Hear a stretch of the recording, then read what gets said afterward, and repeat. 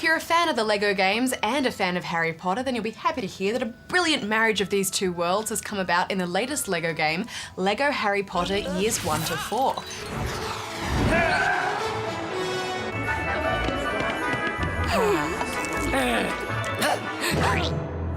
It's available across all platforms, but we review the 360 version, and I think this might actually be my favourite LEGO game to date, Trim. Yeah, definitely, Hex. I mean, I love the Harry Potter movies, but there are a lot of them, which is great that they've decided to break the games up. So the first game will cover the first 4 years, so we can expect another game to wrap up the story. Yeah, and it was a great recap too, because it's been ages since I've seen the movies or read the books for that matter, so I could kind of go back and relive those moments of Harry, Hermione and Ron and their first couple of years at Hogwarts, the Quidditch matches, learning spells, it's all there.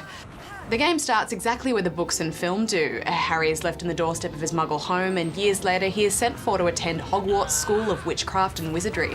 Hagrid is there to lead you from the Leaky Cauldron to Diagon Alley, and of course the Goblin takes you to Gringotts Bank where your inherited fortune has been stored. Now, there's no actual dialogue in LEGO games, just sounds and gestures, but nevertheless the cutscenes mirror the films almost exactly.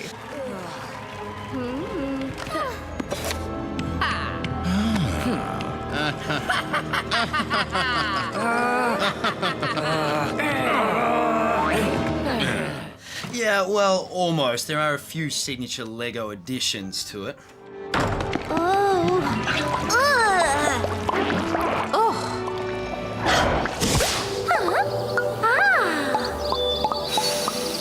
Yeah, those are great. They're always good fun, and they add that signature LEGO stamp to the game.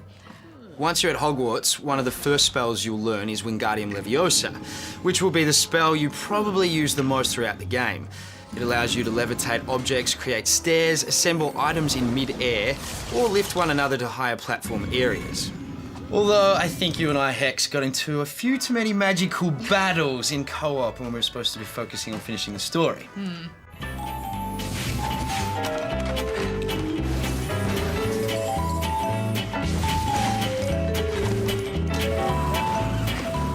Yeah, I love those little cars in the Weasley garden. They were great. You know, I think I enjoyed this game most when we played it in co-op. You know, it's all about using the right spell to find a hidden platform or the right potion ingredient, and it's so much more fun when we're working together.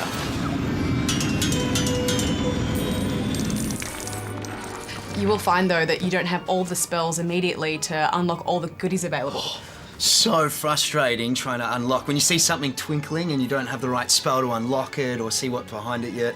Yeah, it does mean, though, that when you go through that area again, because you will go through certain areas a few times, there's always more for you to do there because you pick up new spells as you go. After completing each level, you unlock free play modes, so if you want to go back and collect every last stud or shield piece, you can. Harry is the only one who can really navigate a broomstick well, whereas Hermione is good with book puzzles and Ron can turn into his rat, Scabbers, which is extremely handy in getting into those hard-to-reach places. Along the way, you can also help out the odd student in peril, and you'll be doing a lot of zapping of just about everything around you to collect studs, additional lives, and just general loot. And I have to say that did get a bit tedious after a while, you know, zapping everything around you just to collect studs. It got to a point where I would just go into a room and enter a sort of zapping frenzy, zapping in all directions without even thinking, because half the time the item I needed was just hidden behind a plant or a banner or something. Sounds like my kind of game. Well, yeah, but there just wasn't a whole lot of strategy to it. Yeah, I agree. Those studs are the kind of thing you don't really need to worry about unless you're the I need to get every little item out of the game kind of people. They're called completists, Trem, and there's nothing wrong with that. Yeah, they're just not necessary, Daz. They're just extra points. See, you need to stay committed to the game in searching the little puzzles and finding the potions. Remember when we used the Mandrake route to break the glass cabinet? Yeah, and but first we had to get the earmuffs out of the wardrobe so that we wouldn't be affected by it. That was great. But what was your verdict on LEGO Harry Potter All Up? Well, I thought it was great, Hex. I mean, I never really played a LEGO game before, but I must say I like how they interpreted the films. All the classic movie moments were there. I liked being able to switch and play all the different characters, and I liked interacting with the paintings on the staircases. I'm going to give it 8.5 rubber chickens. You know, I've come to expect certain things from LEGO games, great gameplay, fun co-op and puzzles, but most importantly that they tell the story of the films in wonderful detail, and they've really done that here. Plus, it was great to see that co-op split screen function again in LEGO Harry Potter. It's 8 out of 10 for me.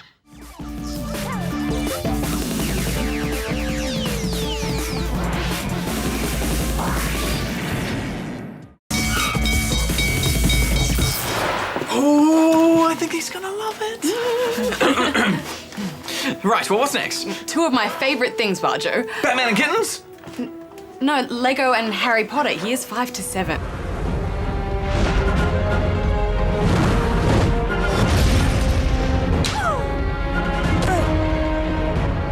This LEGO series of video games has sold over 50 million copies since it launched with LEGO Star Wars in April 2005. This makes it one of the most popular video game series of all time. And for good reason. Traveller's Tales, the creator of this series, have perfected the art of taking the world's favourite film franchises, be it Star Wars, Indiana Jones, or Pirates of the Caribbean, and rebuilding them brick by brick in the LEGO universe. This time they've turned their attention to the last 4 Harry Potter films, following all the major events from the Order of the Phoenix right through to Part 2 of the Deathly Hallows. The last film was rated M in Australia as it contained fantasy themes and violence. However, this LEGO game is rated G, making it suitable for children of all ages, even the big ones like Barjo.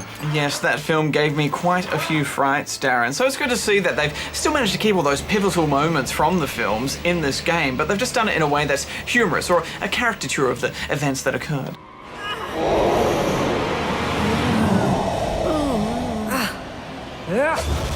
For those of you familiar with LEGO games, then you won't be too surprised at the gameplay here. There's no major changes, instead they just focus on, doing what LEGO games do best, which is guiding the player through a series of levels packed full of puzzles with minimal combat along the way. Returning from the last LEGO Harry Potter game is a selectable spell wheel. By holding down the spell button, players can select specific spells, each of which can be used in different ways to solve puzzles. This wheel also contains the pet system, which is used to access parts of the levels that are too small for the humans. It's a nice mix of puzzle solving and exploration, although I did find the puzzles particularly frustrating. Not because they were clever hard, it's just that I'd always miss that piece I needed to solve the puzzle. Yeah, I remember this problem from the first game, so I'm surprised to see it return. My solution was easy though, I just, zap everything with my magic wand and eventually the piece would turn up.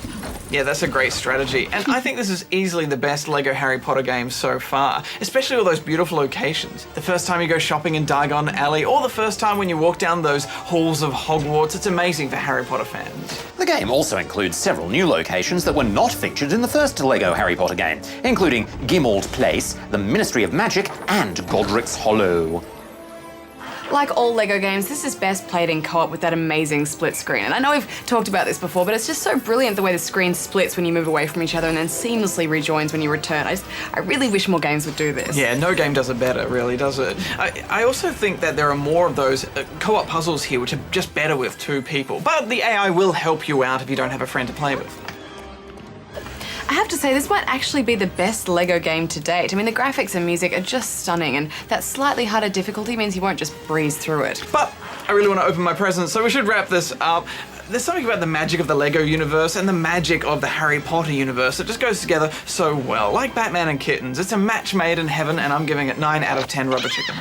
Well, I think this will suit Harry fans, both young and old, so I'm giving it a whopping 9 out of 10 as well. Just make sure you've got a friend to help you with those tricky bits. All right, Darren, presents, can we open them now? Can we?